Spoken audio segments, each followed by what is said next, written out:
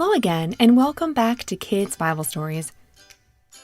This series is called The Miracle of Lazarus. And today's episode is A Cry for Help. This comes from John chapter 11, verses 1 through 7.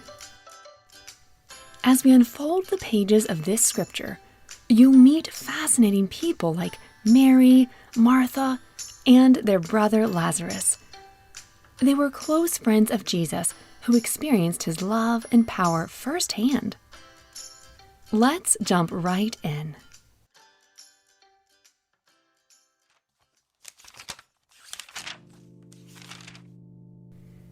In the quaint village of Bethany, nestled on the outskirts of Jerusalem, a humble home stood. Behind the doors of this home was Lazarus, beloved brother to Mary and Martha. But sadly, Lazarus was very, very sick. The sisters tended to Lazarus, hoping to help him.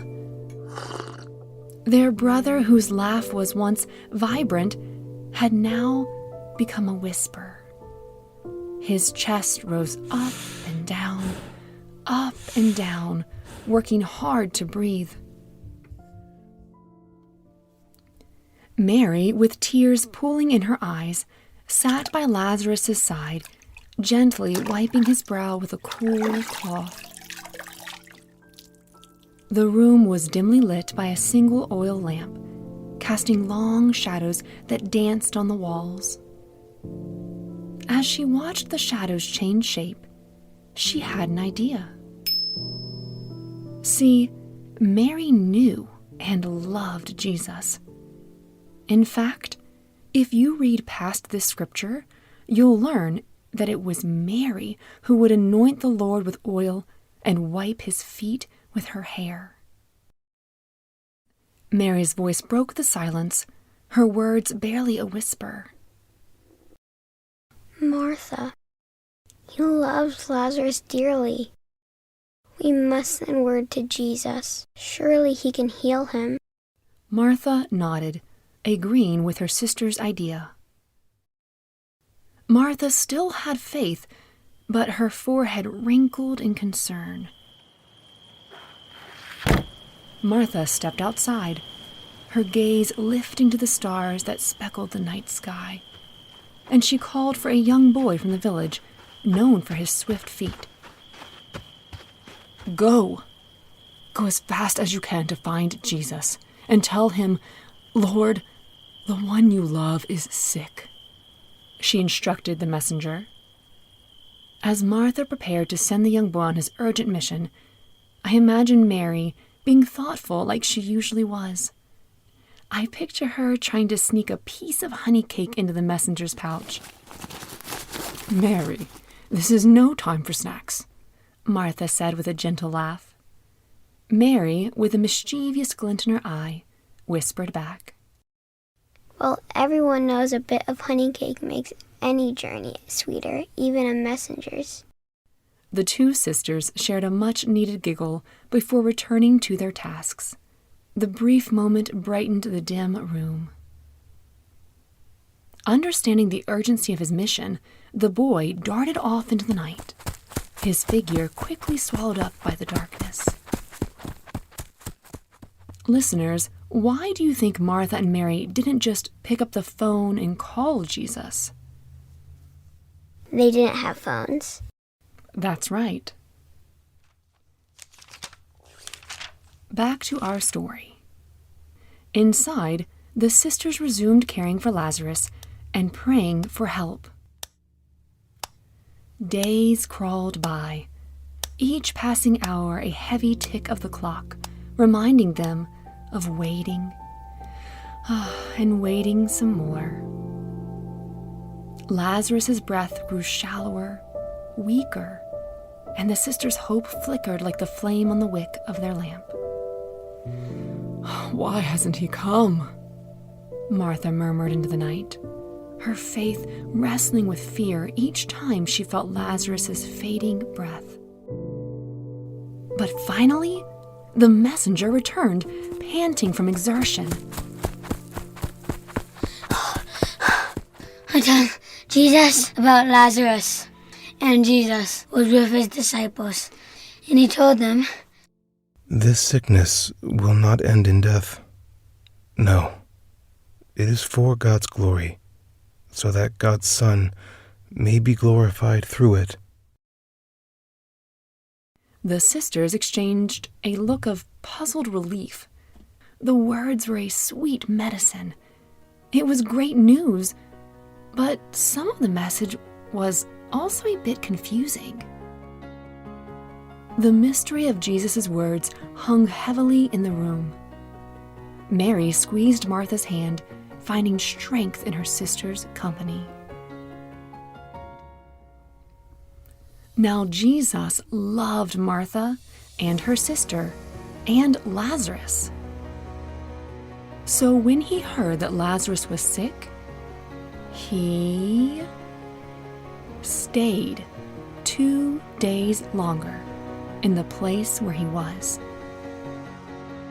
After 2 days, Jesus announced to his disciples who followed him, Let us go to Judea again.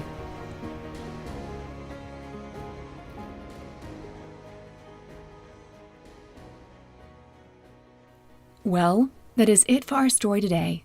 But before we go, let's think about what we just heard. We heard that Mary and Martha are sisters. And what's their brother's name? Lazarus? Way to remember. And we heard that Lazarus is very, very sick. So who do they decide to go tell and ask for help? Jesus. Perfect. They reached out to him in their darkest hour, holding on to the promise that Jesus cares deeply. This teaches us that it's okay to feel scared or confused when tough times come our way. What's important is to remember that we can always reach out to God through prayer. You can remember this when you're facing things that may feel scary to you, like getting your tonsils out, taking a difficult test, or speaking in front of everyone at show and tell. Like Mary and Martha, you can pray and talk to God about everything that worries you. Tell your parents about it too, and guess what? They also can pray with you. Remember, God is always listening, and just like in our story, He cares about what happens to us. Now, the last thing I want to tell you is that I am always fascinated with the sentence we just read. The Bible said, Jesus loved Martha and her sister and Lazarus. So, when he heard that Lazarus was sick, he stayed 2 days longer in the place where he was. Huh? What? I expected that sentence to say, he loved them, so he went right away, or he loved them, so he prayed and healed him right then and there. Though Jesus did not come immediately, he had a plan for Lazarus, Mary, and Martha. One that would show his power and love in an even greater way than anyone could have imagined. This reminds us that sometimes God's timing is different from ours.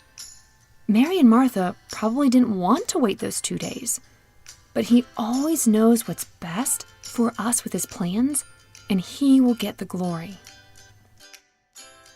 So, dear listeners, let this story inspire you to be brave in your faith and hopeful in your waiting.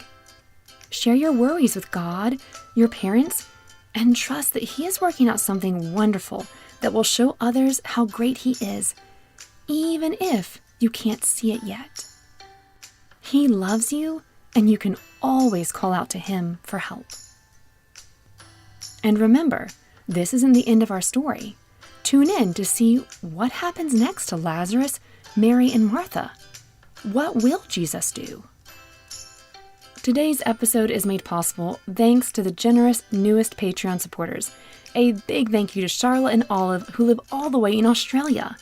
And thank you to Maureen and Tara. From our family to yours, we cannot say thank you enough. We are at 11.5 million downloads and counting, and this is made possible because of families like you. If you would like to join them and also enjoy the fun bonus content for these episodes, go to kbspodcast.com and click bonus content. Other ways to show your support are writing an iTunes review or sharing this podcast on your social media. Thank you again, everyone. And, as always, bye for now.